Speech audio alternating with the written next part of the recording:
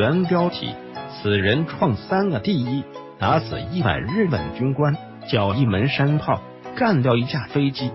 在抗日战争中，王进山曾经一次歼灭日军1个观战军官队，打死100多名日军军官，震惊中外。其实还有一位八路军将领也歼灭过1个日军军官队，歼敌人数和王进山那次差不多。此外，他还缴获1门山炮，且用步枪打下1架飞机，战绩比王进山还大。此人就是八路军129师政治部副主任黄震。一个政工干部是如何歼敌军官100多人的呢？1940年3月20日，黄震率领八路军冀西游击队冀游主力第3、第6支队欠1个营，晋冀豫边区游击纵队编动第7团的2个营，在原市县西部北矿村一带集结，休整待命。次日，2支部队的干部在南矿村召开营以上干部会议，会开到一半，呼一颗炮弹突然从会场上空呼啸而过，落在村后的大山上，轰地一声爆炸了。黄震立即下令休会，派人摸敌情。结果侦查员报告，这股敌人约有300多人，其中日军约100人，除步枪外，还有几挺轻机枪和1门山炮，其他为伪军。他们是清晨从南左据点出发的，在姚庄抢了粮食，现在正向西前进。不过他们并没发现八路军，打炮是盲目的，大家纷纷请战，要求歼灭这一股日伪军。黄震同意了，经过地形侦察，决定打敌人一个伏击战。冀游副司令员尹先炳指挥2个支队从正面阻击敌人，编动的支队长汪乃贵指挥编动第7团2个营，断敌退路。第7团另派1个营阻击可能出现的敌援兵。黄震预设了一个口袋阵，却说那300名日伪军在抢了10几辆马车粮食之后，拉着那门山炮耀武扬威的向黑水河方向进发。因为没有吃过亏，他们连尖兵也没有派。结果八路军独立营突然出现，放了几枪，就边打边跑。中午12时追击土八路日，伪军顺利的进了口袋，敌兵一进入伏击圈，黄震便下令开火。枪声一响，尹先炳指挥第3支队立即从4面山上俯冲下来，把日军压缩到黑水河以西的大沟里。汪乃贵指挥2个营由东向西穿插，迅速将日军截为数段，使其首尾不能相顾。这股日军以前没吃过八路军的亏，这次让伪军跟在后边。这些伪军刚到大沟的入口处，枪声一响，见势不妙，立即甩开日军，掉头就跑。由于他们跑得太快，近100名伪军漏网。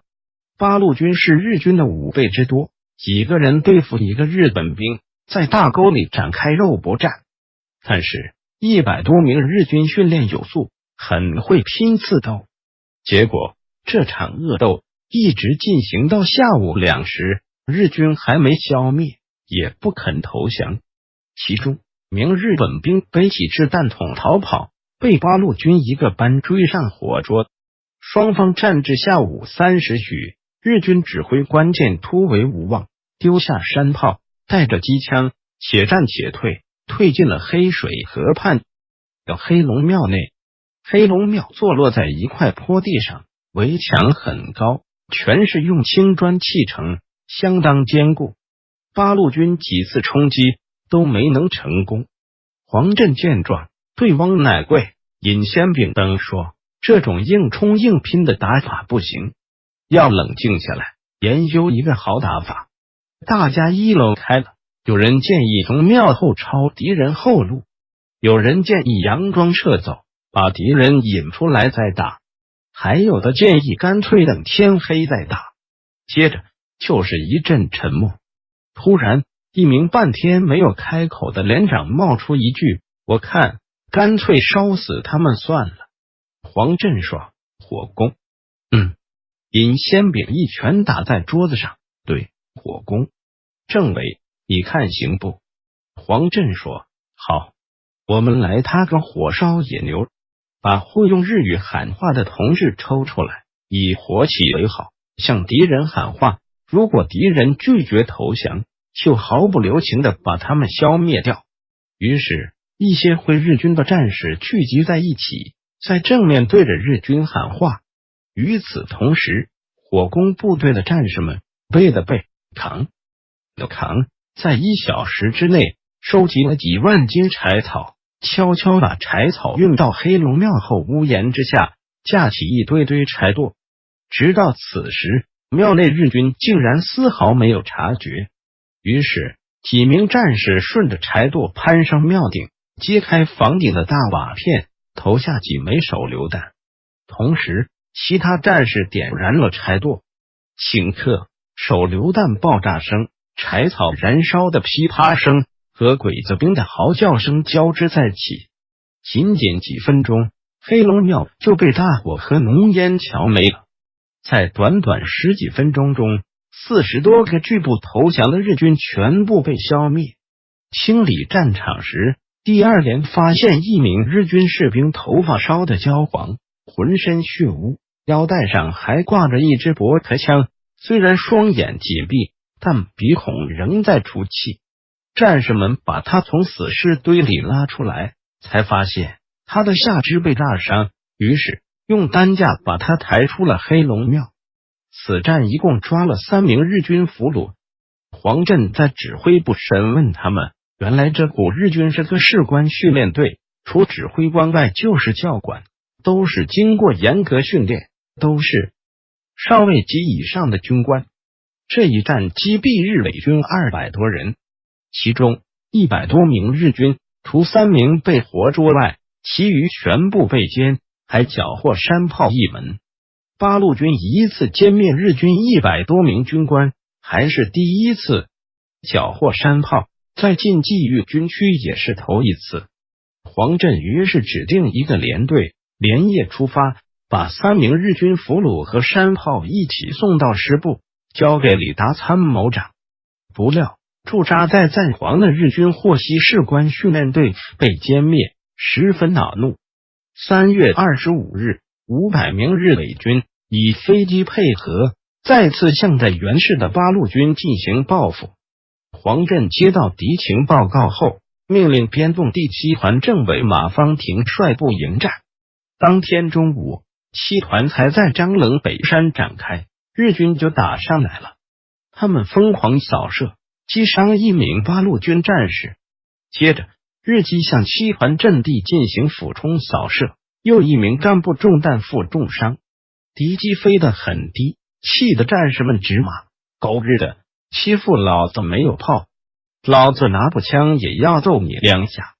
这句话启发了马方廷，他和机枪手们商量说，鬼子飞机飞得很低，已经在机枪射程之内，你们打有没有把握？机枪手说，机枪够得着。正说着，敌机又俯冲过来，飞得比上次还低。说时迟，那时快，机枪手们端起机枪就向敌机猛扫。果然，敌机翅膀一歪，机身冒起一缕黑烟，一个飞行员打开舱门跳了出来，但飞机飞得太低，降落伞还没来得及打开，他就落在地摔死了。接着轰一声巨响，飞机坠毁了。那500名日伪军眼睁睁见飞机被击落，目瞪口呆。这时一个伪军高喊，八路军有新式武器，带头就跑。其他伪军也跟着拼命的跑，结果日军也弄不清八路军是什么新式武器，不敢前进，也呼啦啦的后撤了。步兵打下了飞机，这在太行山八路军中又是第一次。战后黄震下令把从日军坠毁的飞机中缴获的手枪、图册和皮套送去129师部。就这样，黄震在几天之内创3个了第一，打死100名日本军官，缴获1门山炮，干掉一架飞机。有趣的是，这位战将黄镇在新中国并没有受衔，因为他转行搞外交，当外交官去了。但是黄镇创造的3个第一却记入了129师的抗日战史中。返回搜狐，查看更多责任编辑。